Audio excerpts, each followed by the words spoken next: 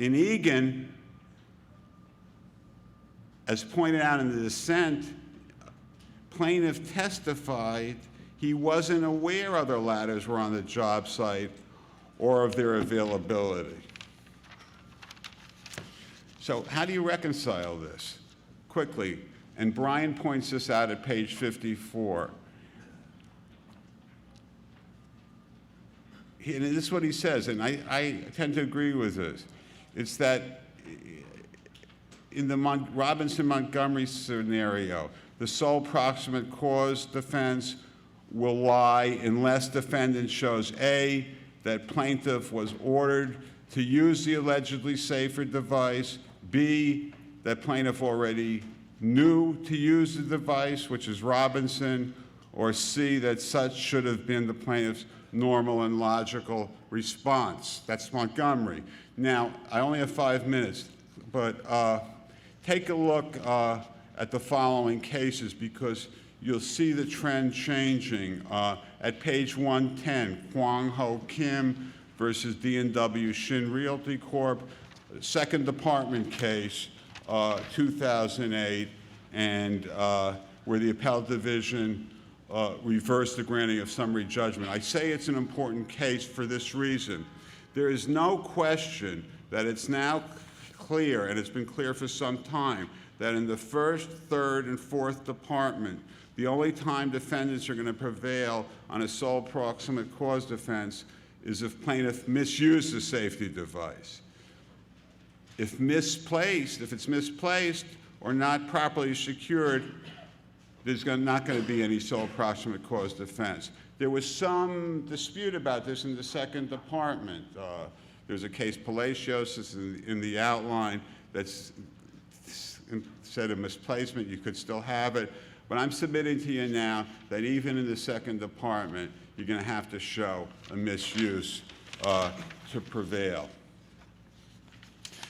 I was going to do the next pick the decision, but Howard decided not to give me an extra 5 minutes, which I'll tell you something. He told me before he would give me, but that's my partner. What can I tell you? You're already into it. Oh, okay. All right. The recalcitrant worker. All right. Very quickly, there were 5 cases prior to Cahill, which we all know about, okay? 1982, Smith versus Hooker Chemicals Corp. We all know that rule. That was a recalcitrant worker rule. It was Fourth Department, appeal denied by the Court of Appeals, followed for years. To be recalcitrant, a worker knowingly had to choose not to use safety equipment which readily available. His accident had to be contemporaneous in time with his refusal to use safety devices.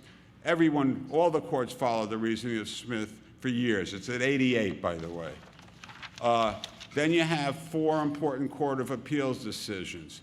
Gordon versus Eastern Railway, page 88, same thing.